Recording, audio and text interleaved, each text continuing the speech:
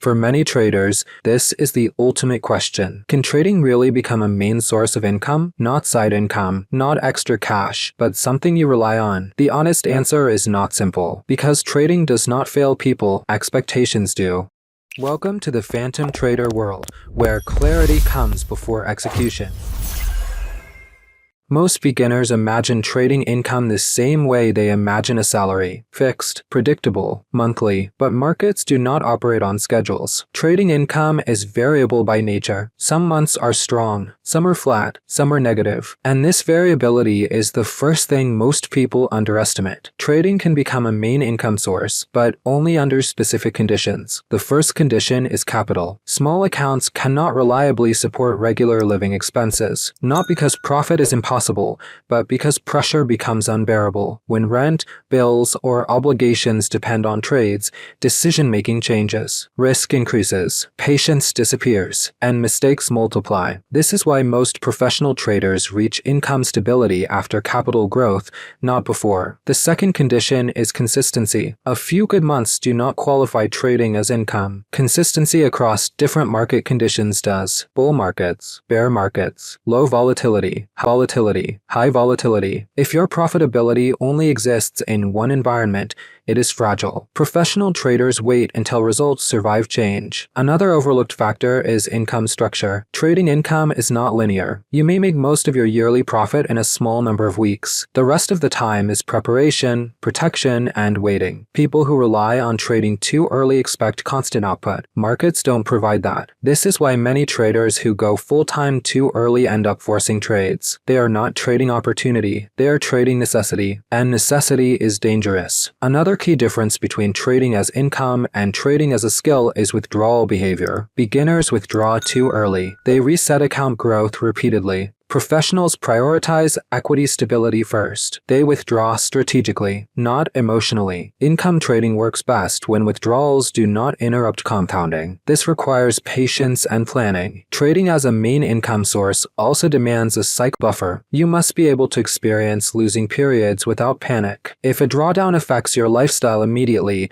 your trading will suffer. This is why many professionals recommend having alternative income or savings even when trading becomes profitable. Not because trading cannot work, but because pressure destroys edge. Another misconception is freedom. Trading does offer flexibility, but it does not remove responsibility. There is no employer absorbing bad months. No fixed paycheck. You become fully accountable for results, decisions, and discipline. Some people thrive in that environment. Others don't. Neither is wrong. The difference is self-awareness. Professional traders do not romanticize trading income. They treat it like a business. They track performance. They manage risk exposure. They plan withdrawals. They protect capital. And most importantly, they prepare for periods when trading income is low. Trading as income is not about winning big. It is about not breaking during bad periods. This is why many traders combine trading with other income streams, not as failure, but as structure. Trading performs best when it is not forced to perform. So can trading be a main income source? Yes, for some traders at the right stage,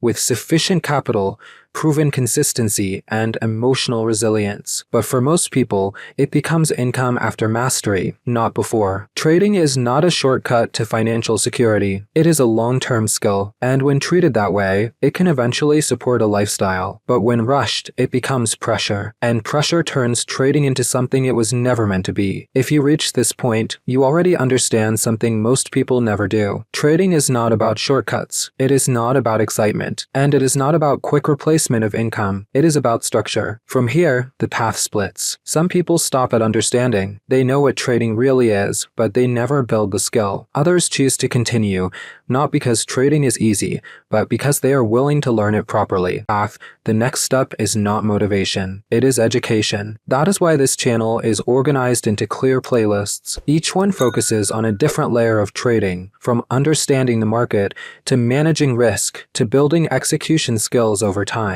No promises, no shortcuts, just structured learning. And if you decide to keep going, you'll find the next step waiting for you. Let's make this practical, not inspirational. If trading is going to become a main income source, you need to treat the transition like a project with conditions that must be met. Because going full-time is not a feeling, it is a risk decision. Here are the 3 phases professionals respect. Phase 1, skill building. Goal: learn a repeatable approach with controlled risk. Income expectation: 0. Success metric: rule following and survival. Phase 2, stability. Goal: prove performance over a meaningful sample, not a week, not a month. A sample that includes losing streaks and recovery. Income expectation: minimal withdrawals, mostly reinvestment. Success metric: stable drawdowns and controlled behavior. Phase 3, scaling and extraction. Goal: increase size gradually while keeping the same process. Income expectation: partial withdrawals under a clear plan. Success metric: equity stability after withdrawals. Most people try to live from trading in phase 1. That is why pressure destroys them. Now let's talk about the most ignored requirement: a personal runway. If trading income is your only income, you need a buffer that prevents panic. A simple framework is several months of living expenses saved separately, not inside the trading account. This runway does not make you rich. It makes you calm, and calm is what allows you to trade your edge instead of trading your needs. Another requirement is understanding income variability. If your monthly expenses are fixed, but your trading results are variable, you need a mechanism to stabilize your life. Ways: they withdraw only a percentage of profits, not a fixed salary. They withdraw quarterly instead of monthly. They keep a cash reserve that absorbs weak months. They reduce withdrawals during drawdowns automatically. This is business thinking, because businesses don't pay out as if every month is identical. They pay out based on performance and reserves. Now let's talk about capital. Even with skill, small accounts struggle to support living expenses because withdrawals interrupt compounding. If you withdraw too early, you keep the account stuck in the small stage. So the correct question is not, can I make money with this account? It is, can this account generate income without being damaged by withdrawals? That depends on your risk model, your average monthly return over time, your drawdown tolerance, and your lifestyle cost. Again, no promises, just math and reality. Now, a critical psychological point. When trading becomes income, every trade carries identity weight. A losing week is not just a losing week. It feels like a threat to your life. If you are not prepared for that, you will force trades. And forcing trades is how edges disappear. So professional traders build an internal rule. Income comes from consistency, not from urgency. They don't try to make it back. They try to protect the system. Another overlooked requirement is operational discipline. Living from trading means you must manage performance tracking, weekly and monthly, risk exposure, daily limits, max drawdown, position sizing, schedule, and fatigue, because tired trading is expensive, withdrawals, and reserves. So your life remains stable, continuous learning, because markets evolve. This is why professionals say trading is a business, because it behaves like one. Now, let's give you a clean decision checklist. You are closer to being ready for trading as main income if 1. You have a verified routine you follow for months. 2. Your risk per trade is consistent and controlled. 3. You have survived multiple losing streaks without breaking rules. 4. Your performance is stable across different conditions. 5. You have a separate cash buffer for living expenses. 6. You have a withdrawal plan that doesn't damage compounding. 7. You can stop trading when conditions are unclear. If several of these are missing, the safest move is not quitting. It is delaying the income transition, because the market does not reward early bravery. It rewards long-term stability. Finally, let's talk about the healthiest approach for many traders.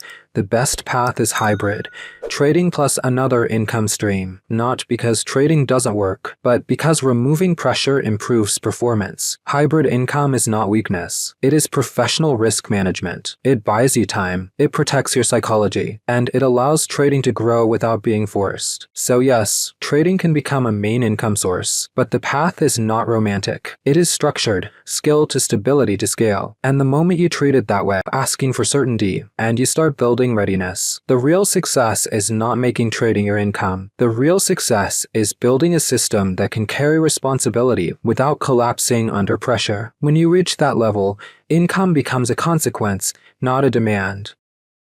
If this video added clarity to how you see trading, support this work. An interaction tells the algorithm this foundation matters. A subscription tells me to keep building it with you.